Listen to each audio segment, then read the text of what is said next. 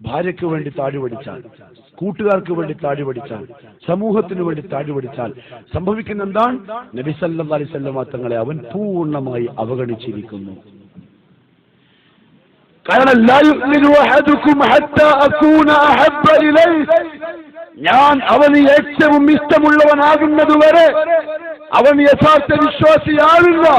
മിൻ വാലിദി, മാതാപിതാക്കളെക്കാൾ, വവലദി, മക്കളെക്കാൾ, വന്നാസി അജ്മഈൻ, മാലോകരേക്കാൾ എന്നെ സ്നേഹിക്കും വരെ മുഅ്മിനാവില്ല. താടി പഠിച്ചിട്ട് നബിതറാലിയിൽ പങ്കെടുത്ത ചെറുപ്പക്കാരാ, നീ പറഞ്ഞ സ്നേഹം കാപട്യത്തിന്റെ സ്നേഹമാണ്. മരിയാണിന്റെ താഴെ വസ്ത്രം ധരിച്ച് നബിതറാലിക്ക് നേതൃത്വം കൊടുത്തവരെ, നിങ്ങൾ പറഞ്ഞ ഹുബ്ബ് വല്ലാഹി മുനാഫിഖിന്റെ ഹുബ്ബാണ്. കാരണം നിന്റെ താടിയിലോ നിന്റെ ഡ്രസ്സിലോ നിന്റെ കോലത്തിലോ ആ ഹുബ്ബ് കാണാനില്ല. ഹുബ്ബ് എന്ന് പറഞ്ഞാൽ എന്താ? ഇത് കഴിവാടില്ലേ? തഅസൽ ഇലാഹ വ അൻത തുദ്ഹിറു ഹുബ്ബഹു ഹാദാ ലഉംരി ഫിൽ ഖിയാസ് ബദീഉ ഇൻ കാന ഹുബ്ബുക സാദിഖൻ ലഅതഅതഹു ഇന്നൽ മുഹിബ്ബ ലിമൻ യുഹിബ്ബു മുതീഉ. എടാ, നീ പറയുന്നു അല്ലാഹുവിനെ എനിക്ക് ഇഷ്ടമാണെന്ന്, പക്ഷേ കുരുത്തക്കേട് കാണിക്കുകയും ചെയ്യുന്നു, അനുസരണക്കേട് കാണിക്കുകയും ചെയ്യുന്നു, എന്നിട്ട് പറഞ്ഞ് എനിക്ക് ഇഷ്ടമാണ്. ഇത് താരതമ്യം ചെയ്യാൻ എനിക്ക് കഴിയുന്നില്ല, കവി പറയാൻ. അതാണ് സ്നേഹിക്കുന്നവൻ. ഇൻകാന ഹുബ്ബുക സാദിഖ, നിന്റെ സ്നേഹം സത്യസന്ധമാണെങ്കിൽ ലഅതഅതഹു, നീ അവനെ അനുസരിക്കുമായിരുന്നു. കാരണം ഇന്നൽ മുഹിബ്ബ ലിമൻ യുഹിബ്ബു മുതീഉ, സ്നേഹിക്കുന്നവൻ ആരാണ്? സ്നേഹിതന്റെ വാക്ക് അനുസരിക്കുന്നവനാണ്.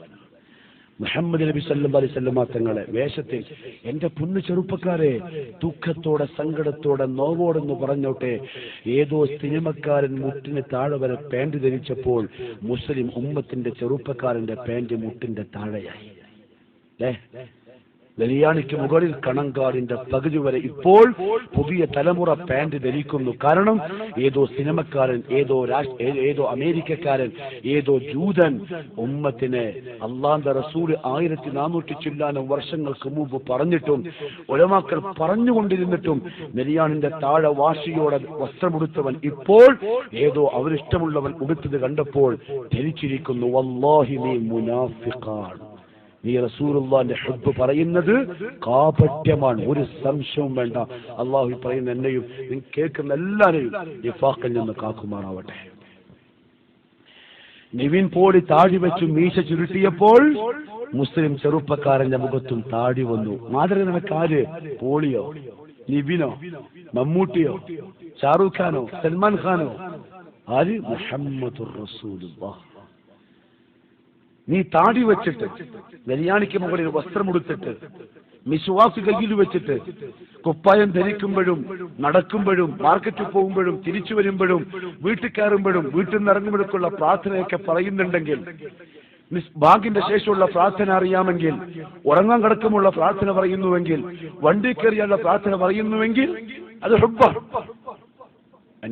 എന്റെ കാപ്പാടുള്ള പ്രിയപ്പെട്ട ഉപ്പമാരെ, ഉമ്മമാരെ, പ്രായപൂർത്തിയെത്തിയ ആൺമക്കളെയും പെൺമക്കളെയും വിളിക്കുക.